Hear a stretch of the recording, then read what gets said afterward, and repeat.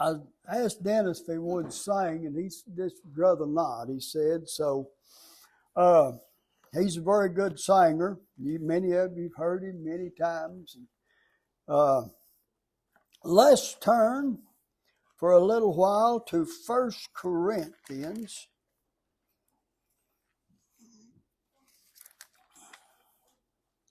Chapter 9.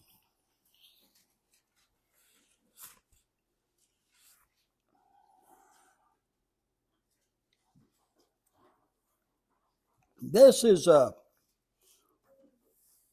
place where I don't use too much, but I got to thinking about it again. In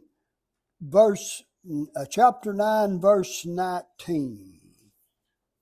Paul said, "For though I be free from all men, yet have I made myself servants unto all, that I might gain the more. Unto the Jews became I as a Jew, that I might gain the Jews. To them that are under the law, as under the law, that I might gain them that are under the law. To them that are without law, as without law, being not without law to God, but under the law to Christ, that I might gain them that are without law.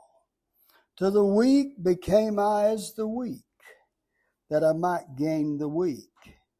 I made all things to all men, that I might by all means save some. And this I do for the gospel's sake, that I might be partakers thereof with you." And we'll just stop right there. But I got to thinking about this Apostle Paul, that these statements that he made here. And he said, "Though I be free from all men, yet have I made myself servants unto all men."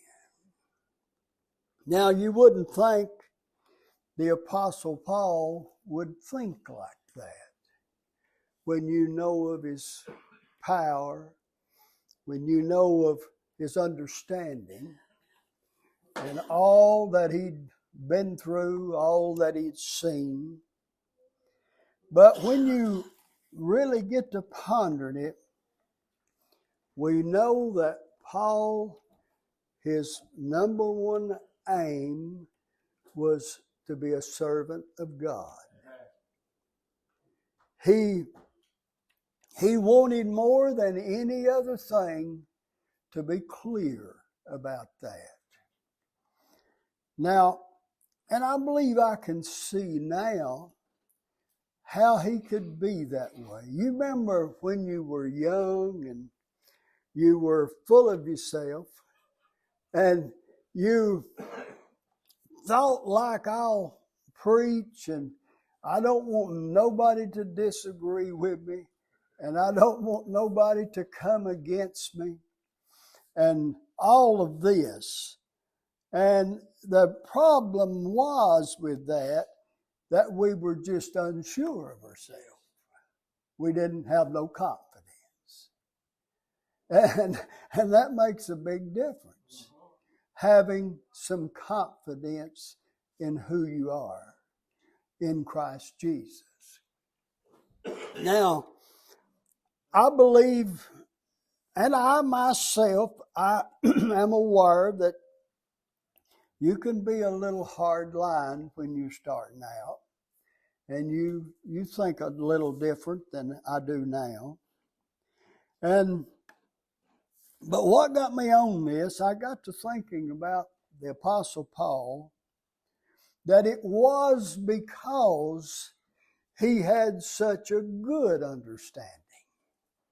He had such a deep understanding that he knew that everything was all right with him. And this gave him maneuverability. This gave him a way to be able to help others. You know, if you're confident in your faith, if you're confident in what you believe, everything don't tear you up that you hear. And I used to be, I would think in my own mind that I do not want to let people see who I am. You know, but as I got older and got more understanding of who I was, then I began to see it was all right to let people see who I am. And let them understand that all that I am and all that I ever will be is by the grace of God. Nothing else can I be. Nothing else will I ever be. The Apostle Paul said, I am what I am by the grace of God. Every understanding that I have, and boy, it has been a journey. It's been a journey, ain't it? To try to understand who God is and what is His purpose. And you know, I was thinking, as Paul said, though I be free from all men, yet have I made myself servants unto all men. But he was free in the sense that he knew who he was. He was free in the sense that he understood who his God was, how he was justified, how that he was safe, how that he was secure in his doctrine. If there ever was anybody that was secure, it was Paul, wasn't it? If there ever was anybody that truly knowed what things was about, it was the Apostle Paul. And I was thinking this morning, Charles, we was talking about that illumination.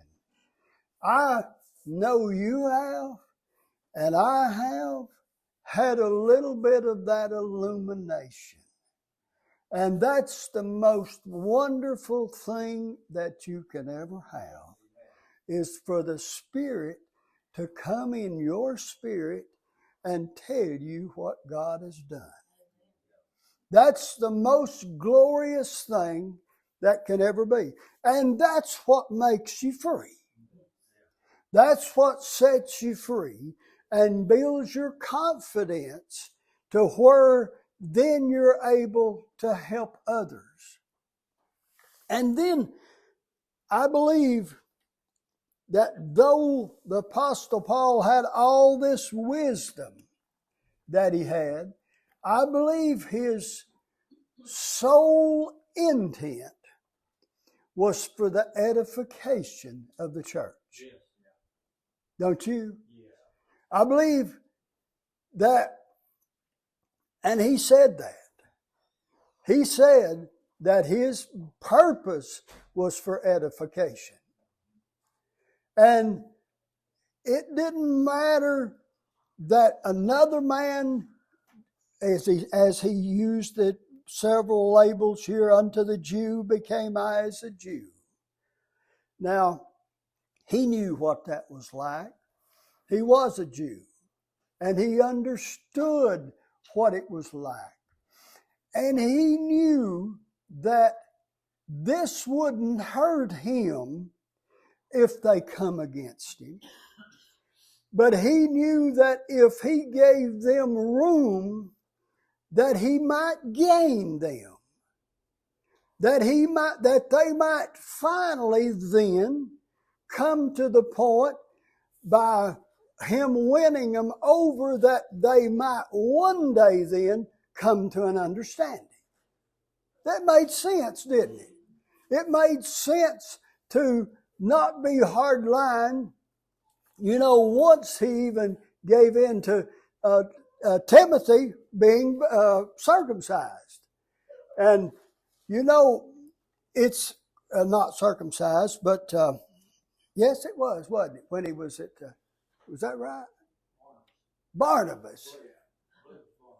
Or One of them anyway. We know one of them did. And you wouldn't have thought that, as hard-lined as he was against Peter when the Jews came up with James, and here they had a great dissension about that. When the Jews came, Peter separated himself from them and went and sat with James and them.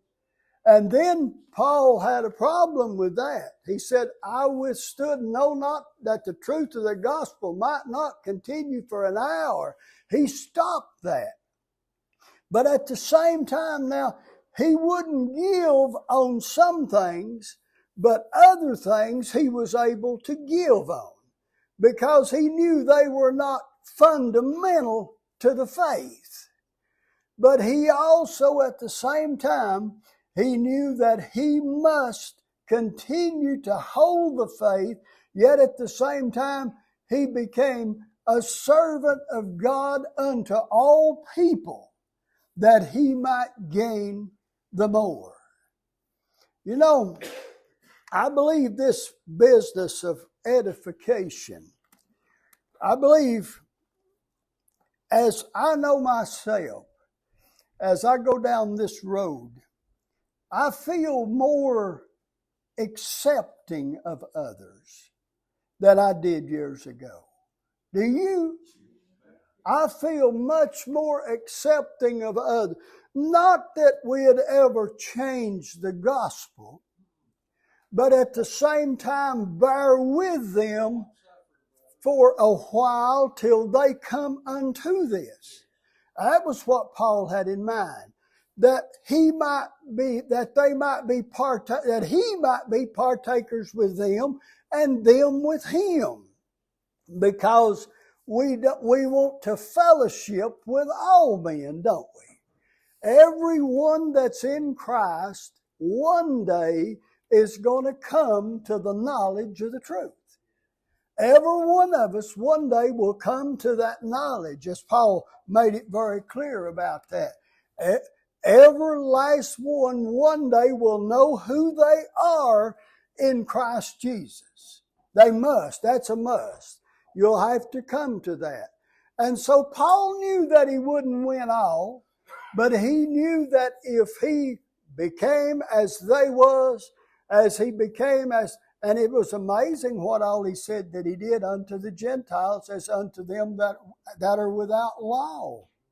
Not without law to God, but with law to Christ. He knew that all of this had to fit, and that there was all these different groups that was out there. Now, it's not so much that anymore as it is just difference of opinions in people, because that day is pretty well gone. As far as, of course, there's still the legalists, there's still that group, but at the same time, they're not just die-hard law keepers as they was back then. They've growed out of a lot of that, or a lot of that's gone. I know people still want to keep the law, but my whole point is, I believe that Paul realized from this illumination that he had through the Spirit, and he became knowing who he was, then he felt free, and that to go out and help others with this, to spread the gospel as far as he could, and to gain as many as could be gained. You know, another thing I see, that if you offend a brethren, that's the hardest thing in the world to ever win back. If you actually go out purposely, or not purposely maybe, to offend someone because of what they believe, that's a person hard to win back. Very hard to win back. And so, our intent, as was Paul's intent of heart was that he was the servant of God, first of all, and that this was the purpose of God in him was to spread the gospel as far and wide as he could and to receive as many as he possibly could. Now, he said some things that I never could understand. When he talked about the nation Israel, how he was hurt because they had rejected the Lord. You know, at once he even said that I could wish myself a curse from Christ and for that nation. But now I never did understand that. That seems going to, me and Dean was talking about that the other day. That I never could wish that I was a curse from Christ for a nation or for anybody. But maybe there was a love there deeper than I know about. Maybe there was something in him. But I do know this, that the love of God was in the heart of the Apostle Paul. And that his bottom line was that he wanted to help everybody that he could, no matter if it made him look bad. He still wanted to be a vessel unto honor and a service to God. He wanted that more than any other thing. And I believe that's exactly what he accomplished. But I was just thinking, you know, it don't seem like that the Apostle Paul would be of such a nature. But I got to thinking, yes, you can be. You can be of such a nature to help others, even the weak. He said, I became as weak as they. I was weak with them. And to them that are without law as without law. And he understood what it was. He was a Jew and he knew what it was to be raised up with this law. And that's all you ever knowed was the law of Moses. He knew what this was like. And when upon his conversion, he seen that it was now all about Jesus Christ, then this caused a great ruckus. And so in his mind, he said, I will go back unto them, and with all I've got, I'll try to win them. And then, of course, when he had their confidence, he could start teaching them more about what's been accomplished and what's been done. And I believe that was what his heart was. You know, Paul made the reference once. He said, for me to live is Christ. And I believe he was simply saying, in one place he said, I'm left behind to fill up the affliction of Christ for his body's sake. Well, now that's deep thinking, ain't it? I mean, now that's an area that I can't go. I can't go for me to live as Christ. Now, I'll try for that and let me be as sanctified as I can possibly be. But that's a hard bill to fill, to say for me to live as Christ. But he knew that he was left behind and that to fill up his affliction. The doctrine that came unto the church came after Christ was resurrected from the dead. The doctrine came after that through the Apostle Paul mainly.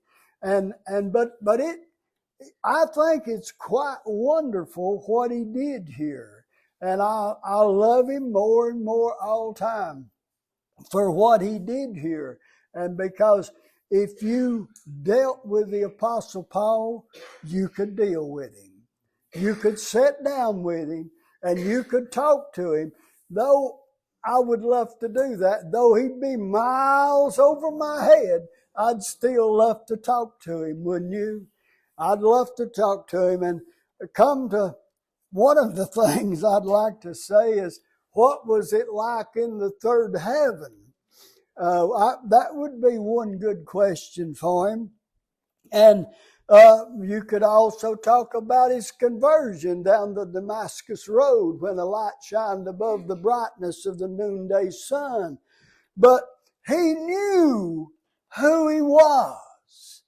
That illumination, as I said this morning, it gets bigger and bigger. When light comes into your spirit. As Clay was talking this morning, if this is a dark room and you don't know what's in here, when you turn on the light, all questions is resolved. And that's what the Spirit does. When He turns on the light about the grace of God, that opens up everything. That opens up everything. It opens up why people do what they do. It opens up about what God did, what He done. It opens up what the law done. You see, when you come to an understanding, when that Spirit breaks, as Paul used the term in Hebrews, when he was talking to the Hebrews about their sufferings and all that they'd been through, he said, after that you were illuminated, ye endured a great fight of afflictions, partly while you was made a gazing stock by others, and so on and so forth. But I noticed that term, after that you were illuminated. That is, after you begin to see who Christ was, ye endured a great fight. And you will when you begin to realize who He is. That begins to separate you from the world. That begins to take care of all of this. Everything works by illumination. Whatsoever maketh manifest is light. And that was what the Apostle Paul, he was illuminated. He understood what it was to be in the darkness and then brought into the light. And he wanted as many as was possible to follow him in this doctrine. Because after illumination, there was nothing else, was there? There was nothing else to go back to. There was nothing else for nobody to have hope in. And that's why his intent was so sharp on, hey, everybody, let's go this way. Whatever I have to do, whatever I have to be brought to, whatever I have to go through for sufferings, this is just because I'm the servant of Christ. And that made all the sense in the world to the Apostle Paul. Oh yes, and then of course, one day he would hear of them, that some of them had come, and some of them was willing now to receive the truth. And of course, he was right on track. He was free from all men. He understood.